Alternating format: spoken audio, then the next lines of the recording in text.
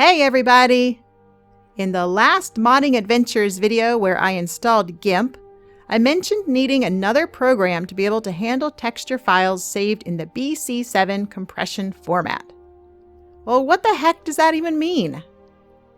Well, I am far from an expert, but I'll give you my layman's explanation. The game's texture files are basically like photos. And just like photos, the better the quality, the bigger the file size. But unlike a photo on your computer, where an individual file size doesn't matter too much, when you have video game images whipping across your screen as fast as your character can run, file size becomes really important because the computer just can't load tons of ginormous information that fast. This is where file compression comes in. Very smart people have figured out how to compress the files. That is, make the file smaller and easier to read without losing as much resolution as you would if you chopped out pixels altogether. If you want to know more about texture file formats, there's a good starting place here on Polycount Wiki. See the link in the description below. Skyrim uses images that are .dds files, not JPEG or PNG, for example. And DDS files can be saved with currently 7 different compression formats. These are conveniently named BC1 through BC7, where BC stands for block compression. I found a great explanation by a very smart fellow named Nathan Reed on this page shown here, and I'll put the link below if you'd like to read more about the various compression formats. And you can see examples there of how much resolution gets lost by using the different formats. But back to Skyrim.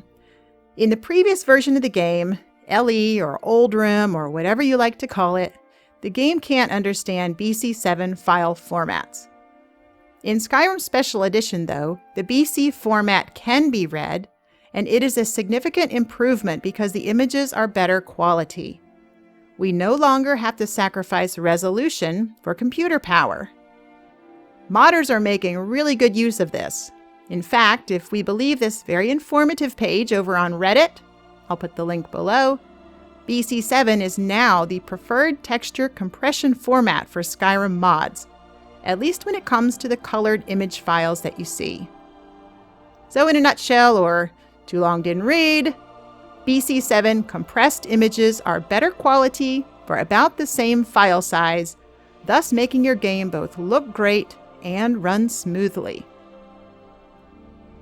Okay, well now that we have some idea what BC7 is, let's get back to the problem at hand. I like to use GIMP for my 2D graphics program, but GIMP can't handle BC7 compression formats. In fact, it can't even open those files, which was a big problem for me. So I turned to my old friend Google, and we hunted down a solution. As luck would have it, some other smart people created a little program called texconv for exactly this issue. I read about it first on another helpful Reddit post, link below, and then I searched up a current version of the program at the website shown here, and this link is also posted in the description below. Now, it's immediately obvious from this page that I'm not the only one who gets confused by things on GitHub. But here we have a very helpful post from user Walborn directing us to the latest executable version of texconv. I click on his link where it says the latest one is here, and then I select Save File. It goes straight to my Downloads folder, which in Firefox is easily accessed via this little blue down arrow at the top.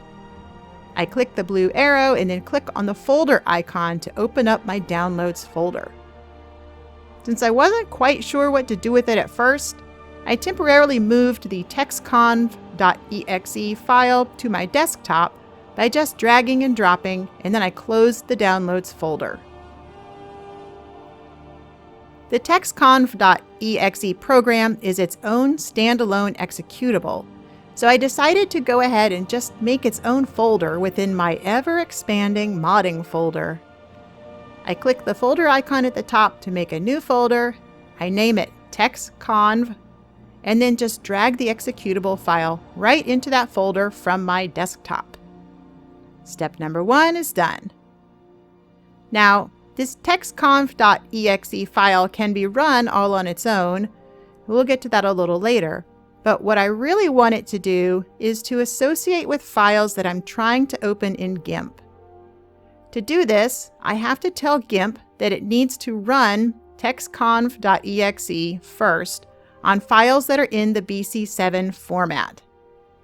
And this is where it starts to get a little complicated. We have to use a script to tell GIMP what to do.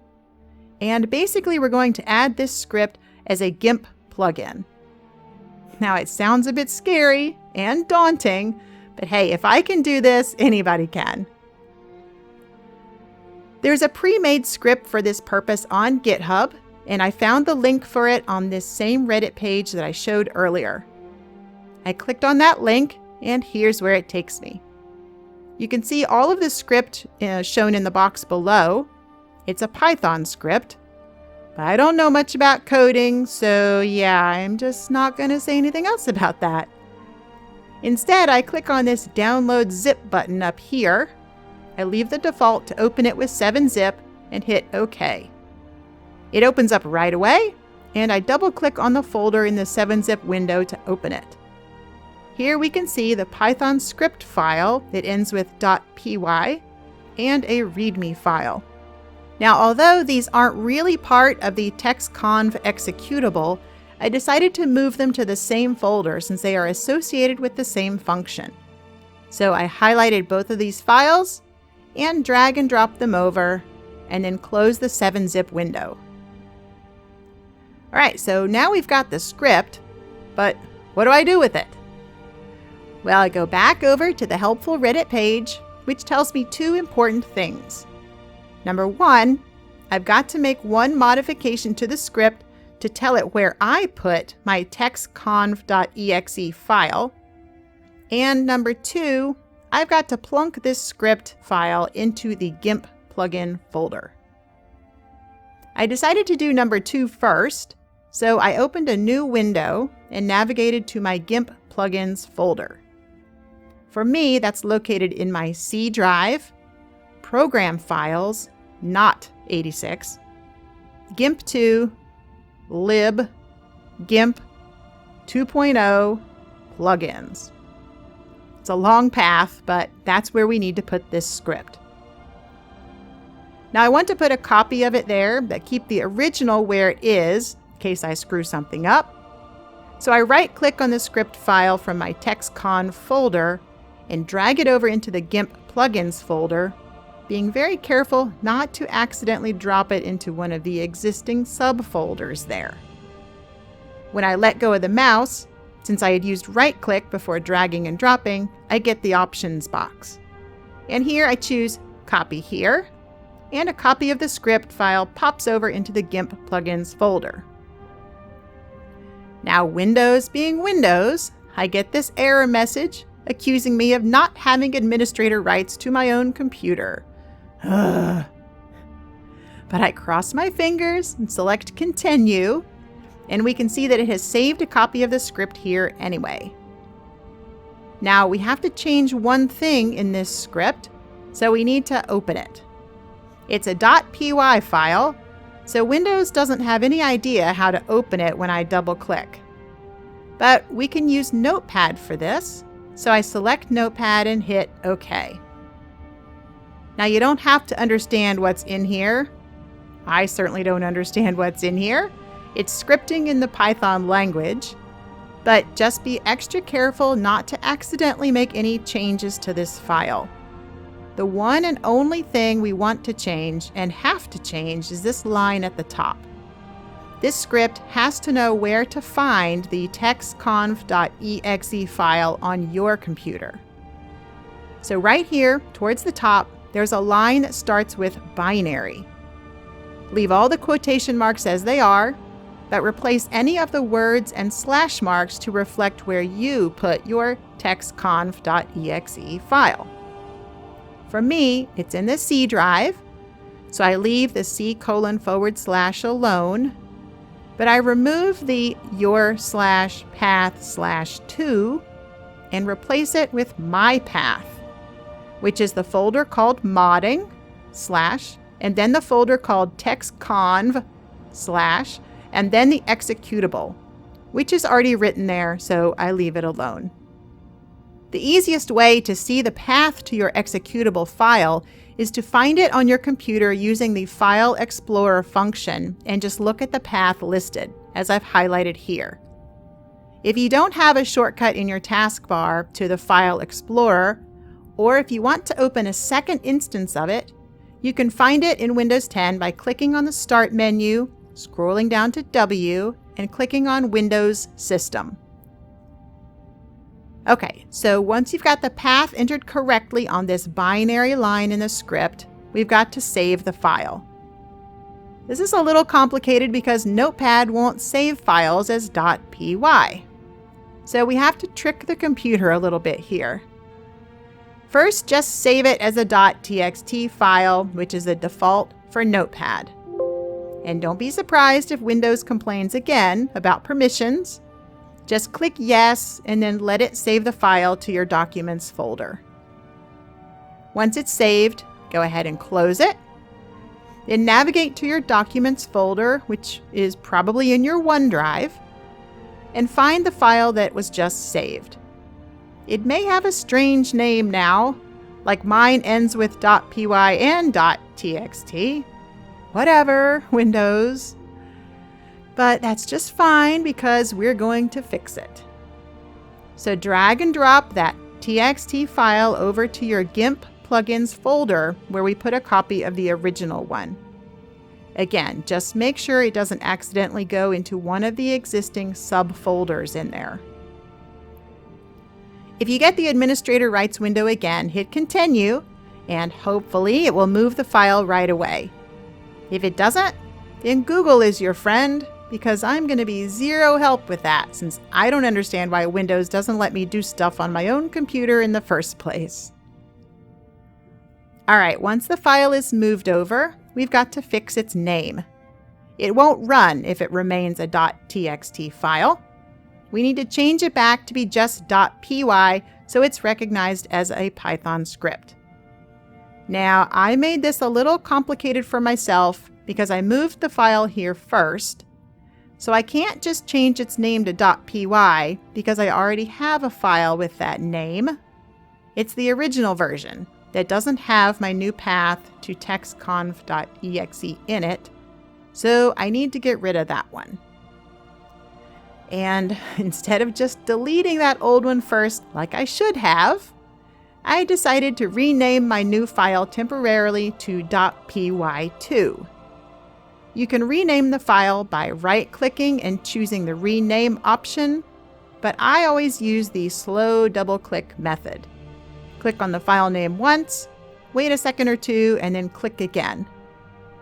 In doing that, I then change the extension to .py2, just temporarily. I know that's not correct. And then at the pop-ups, I say yes to "Are you sure?" and then I hit Continue at the Permissions window. To finish my roundabout way of doing this, I now have to delete the copy of the original. So I highlight it, hit Delete on my keyboard, and then click Continue in the Permission pop-up. That one is gone, and now I can rename my new version to just .py as it's supposed to be. I use this slow double-click method again to change the name, making the extension .py as it should be, and hit Enter. Then yes, I'm sure, and Continue, and now we should be good to go. You can ask why I made it more complicated for myself by adding extra steps, but I don't have a good answer. So, in any event, we are now where we need to be. And just to be sure the file is set up right, I want to double check, so I double click and open it with Notepad again. I check to make sure the binary line is pointing to the right place for my install of texconv.exe. Mine looks good, so I just close this file now without saving. And now we are all set up for GIMP to open our new BC7 files. Now I want to pause here for a second and make sure it's clear what this texconv program is doing. It is not making GIMP able to save files in the BC7 format. Instead, it is converting files from the BC7 format into a format that GIMP can read. So you can use this to open BC7 files in GIMP, which you can't do without this little trick. But those files, once they are opened, can only be saved in BC1, 3, or 5 compression formats as DDS files, in addition to JPEG, PNG, BUMP, etc. And to my knowledge, texconv cannot convert forwards. It can only make your BC7 files readable. It cannot compress an existing file into the BC7 format. So my recommendation here, if you want to alter BC7 texture files, or even make new texture files for SSE, is to open the BC7 in GIMP and work with it as a GIMP file. And then when you're done, export it as a PNG to retain as much quality as possible in the image. From there, you can use paint.net, another free tool, I'll put the link in the description below, to simply open the PNG file and resave it as a BC7 DDS file. And that BC7 DDS file is then what you would put into your game or the mod folder to be used. Now there's one more thing you may want to do, and that is to convert files into a readable format without having to open each one separately in GIMP and resave it. This is probably most useful if you intend to muck around with lots of files and you want to run them through texconv.exe as a batch. Otherwise, any BC7 DDS file you try to open will simply run a quick little script and open directly in GIMP without having to worry about this step. But if you'd like to have the batching option, then here's what you can do. And again, I followed this helpful advice from Reddit, and many thanks to these unnamed posters for their wisdom. Let me just note here that this line I highlighted about normal and specular files is outdated and no longer applies. The latest version of texconv.exe seems to handle these files just fine. So you don't need to do this whole batch thing unless you actually want to convert batches of files. Okay, in order to set this up, first I create a new folder called Output inside the same folder where I have the texconv.exe file. Then I have to create something called a batch file, which I've never done before. So me and my good friend Google figure out how to do that using this great page we found. And again, I'll put the link in the description below. First, I have to create a new notepad file.